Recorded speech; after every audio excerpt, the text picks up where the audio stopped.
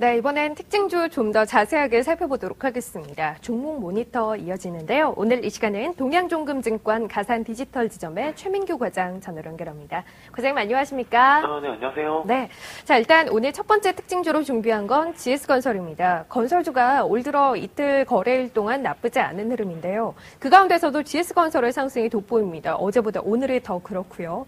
상승하고 있는 이유, 호재성 이슈가 있었죠? 네, 맞습니다. GS건설은 이제 어제 비전을 좀 발표를 했죠. 비전 2020이라고 해서 2020년도에 GS건설이 목표 수주가 35조, 그리고 매출 27조, 그 다음에 영업이익 2조 달성을 목표로 하는 비전을 좀 발표를 했습니다. 실질적으로 이제 그렇게 좀 생각을 해볼 수가 있습니다. 이런 계획을 발표하는 게 주가에 어떤 호재가 될 수 있느냐라고 그렇게 말씀하실 수도 있겠지만은, 성장하는 비전을 제시로 해서 회사 방향에 대한 향후 가이던스 수립이 충분히 이제 좀 긍정적일 수가 있고요. 그렇기 때문에 더군다나 이제 발표된 내용 중에서는 이제 2020년까지 GS건설이 타사 이제 인수합병에 5조 정도로 투자를 더 하겠다.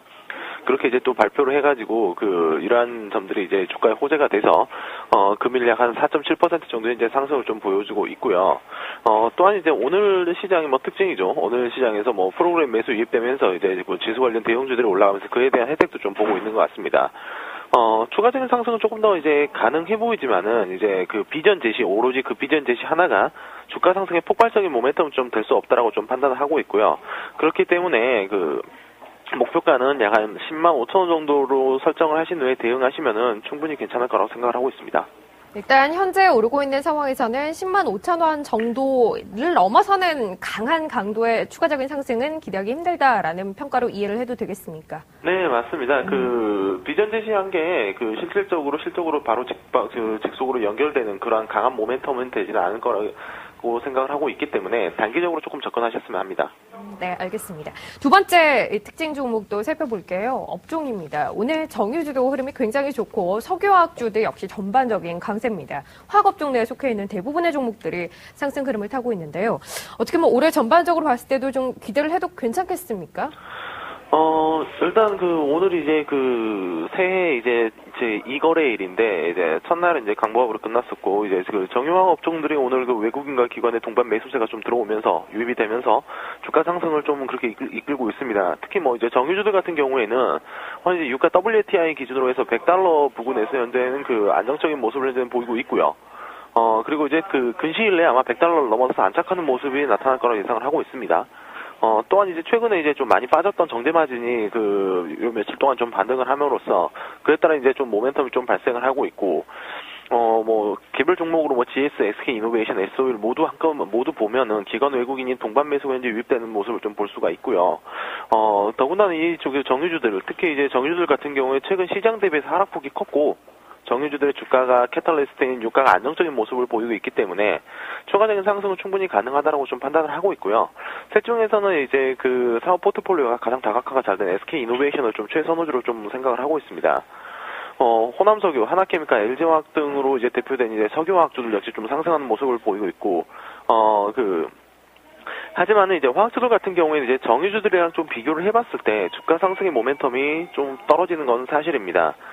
때문에 이제 시장에 대한 유동성 공급에 대한 영향, 그리고 원자재 가격 상승 등을 만약에 가정을 한다라고 하면은 가격 메리트가 있는 구간까지 가격대가 하락돼 있는 거는 맞지만은 정유주들보다는 탄력적인 움직임이 나타나지 않을 것으로 생각을 하고 있고, 하지만은 이제 업종 내에서 LG화학은 최선호주로서 충분히 좀 독립적인 모습을 보일 수 있다라는 관점에서 LG화학을 추천드리도록 하겠습니다.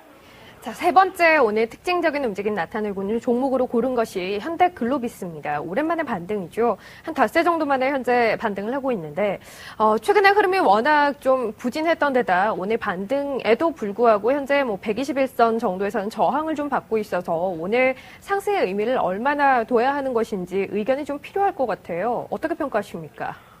현대글로비스는 참 이슈가 좀 많은 종목이죠.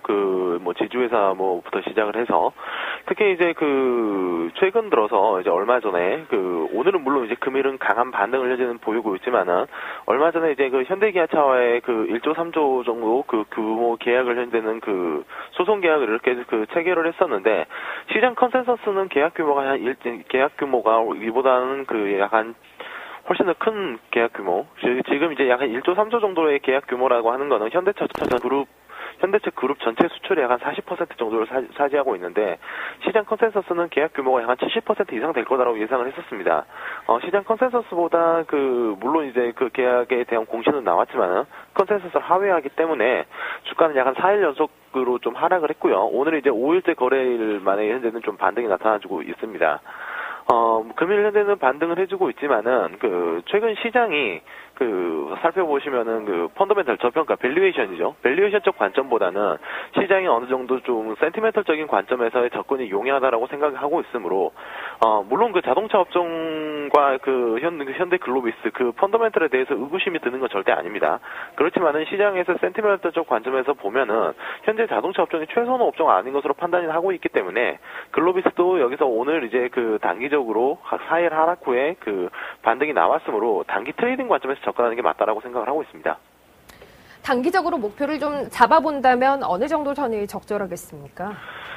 일단은 악재에 대한 부분, 그 부분이 실질적으로 계약 규모, 이 부분이 바로 매출로 연결되는 부분은 아니기 때문에 악재가 이렇게 나오기 전 주가 약 한 21만 원대까지는 충분히 복귀는 가능하다라는 관점에서 살펴보고 있습니다. 네, 알겠습니다. 마지막으로 오늘 시장에서 가장 특징적인 종목이라고 한다면 역시 삼성전자 꼽을 수 있겠죠. 사상 최고가 경신하고 있는 가운데 삼성전자향 부품주들의 움직임 역시 두드러집니다. 좀 더 길게 가져갈 수 있을 만한 종목을 추려보는 관점이 필요할 것 같아요. 조언 좀 부탁드릴까요? 삼성전자 이제 오늘 이제 신고가를 좀 이렇게 갱신을 하면서 그에 따라서 이제 삼성전자의 부품주들의 좀 시선이 쏠리고 있는 것도 좀 사실입니다. 삼성전자가 특히 이제 오늘 6일에 이제 4분기 실적을 발표할 수 있는 가능성이 제시됨에 따라서 아마 실적 발표일까지는 삼성전자의 부품주들에도 계속 좀 눈이 가지 않을까 그렇게 생각을 하고 있고요. 역시 또 관심을 가질 필요가 있다라고 그렇게 좀 보고 있습니다. 삼성전자 4분기 영업이익이 한 5조 정도 추정이 되고 있고, 더군다나 이제 모바일 사업부에서 스마트폰 및 스마트 TV 판매 이쪽이 계속 증가를 하고 있고, 더군다나 이제 4분기에 HDD 하드디스크 사업부 매각 차익도 한 7천억 정도 발생을 할 걸로 예상을 하고 있기 때문에 삼성전자의 주가는 당연히 신고가를 쓸 수밖에 없다. 그에 따라서 이제 부품주도 당연히 관심을 가져야 된다는 관점에서 물론 이제 부품주들 가운데서도 이제 옥석을 가릴 필요가 있다라고 보고 있지만은, 특히 이제 모바일 또는 이제 스마트 관련 제품에 좀 집중할 필요가 있다고 좀 보고 있습니다. 그렇기 때문에 일진 디스플레이라든가 플렉스컨, 인터플렉스 등에 현재는 좀 관심을 가지고 있고요. 그 중에서 특히 최소도주로 꼽는 일진 디스플레이 같은 경우에는 향후에 이제 차세대 디스플레이라고 할 수 있는 플렉서블 디스플레이 이쪽 관련 기술을 현재는 보유하고 있고, 그리고 이제 그렇기 때문에 경쟁사 대비해서 삼성전자의 수주 가능성이 굉장히 높습니다.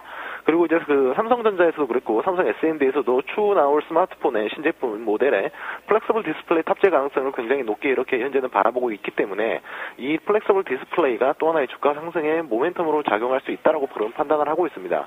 때문에 삼성전자형 부품주들 가운데서는 현재는 최선우주로는 일진 디스플레이를 제시해드리도록 하겠습니다. 네, 알겠습니다. 자, 오늘 종목 모니터 이분과 함께했습니다. 동양증권 가산 디지털 지점의 최민규 과장이었습니다. 과장님 고맙습니다. 네, 감사합니다. 네.